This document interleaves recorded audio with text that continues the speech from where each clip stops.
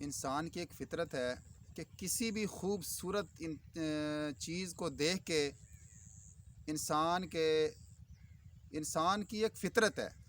کہ کسی بھی خوبصورت چیز کو دیکھ کے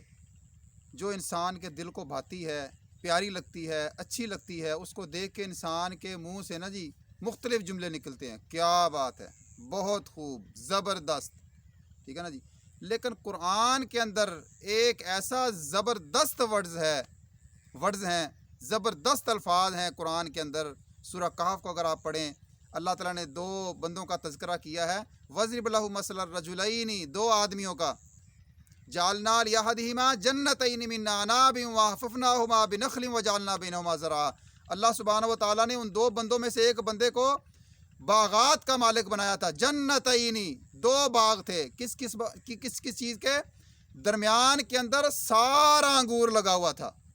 اور اس کے سائڈوں کے اوپر وَحَفَفْنَاهُمَا بِنَخْلٍ، اللہ تعالیٰ نے اس کے باغ کے سائڈ کے اوپر جناب کھجوروں کو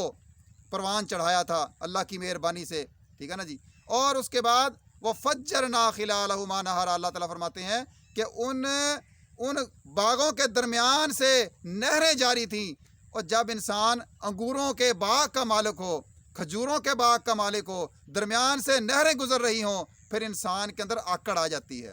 انسان کے گردن میں سریا پڑ جاتا ہے۔ اللہ سبحانہ و تعالیٰ نے پھر اس کا علاج بتلایا، اگر تمہارے پاس جناب باغات ہوں، پیسہ ہو، روپیہ ہو، دولت ہو، عہدہ ہو یا اقتدار ہو، کوئی بھی چیز ہو، آپ کے سامنے آپ کی کوٹھی آتی ہے، آپ کا بنگلہ آتا ہے، آپ کے نوکروں اور چاکروں کی جناب فوج آتی ہے، اور آپ کے پاس گاڑیوں کا جناب وہ ایک اسکواڈ آتا ہے، مختلف گاڑیاں آپ کے پاس کھڑی ہیں، BMW کھڑی ہے، اور اس کے بعد جناب دنیا کی بہترین رولز رائس گاڑیاں کھڑی ہیں، اللہ نے آپ کو دنیا کا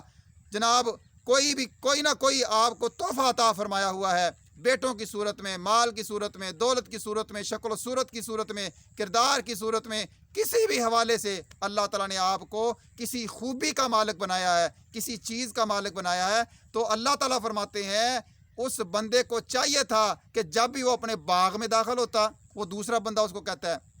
ٹھیک ہے نا جی، اپنے باغ میں داخل ہوتا، یا ہم اپنی کوٹھی میں داخل ہوں، اپنے پلازے میں داخل ہوں، اپنے بہترین ملازمت والی جگہ پہ داخل ہوں، ٹھیک ہے نا جی، میرا سامنا میری بیوی کے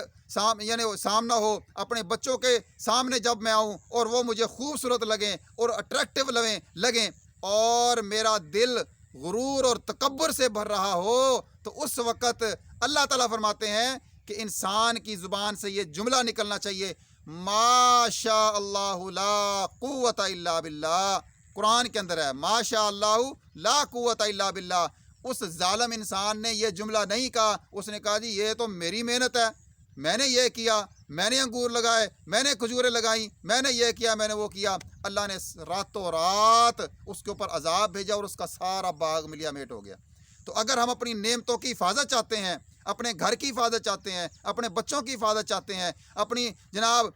گھریلو زندگی کو محفوظ بنانا چاہتے ہیں، اپنے رقبوں کو محفوظ بنانا چاہتے ہیں، اپنی دکانوں کو محفوظ بنانا چاہتے ہیں، اپنی صحت کو محفوظ بنانا چاہتے ہیں، اپنے آپ کو جناب کارگر انسان بنانا چاہتے ہیں، اور اپنی دولت، پیسہ، روپیہ، صحت، جوانی کی حفاظت چاہتے ہیں، جو چیز مجھے اٹریکٹ کرے، اپنی طرف متوجہ کرے، فوراً میری زبان سے یہ لفظ نکلیں ماشاء اللہ۔ یہ تو اللہ کا کمال ہے، لا قوت الا باللہ، اللہ کی پاور کے علاوہ کوئی پاور ہے ہی کوئی نہیں۔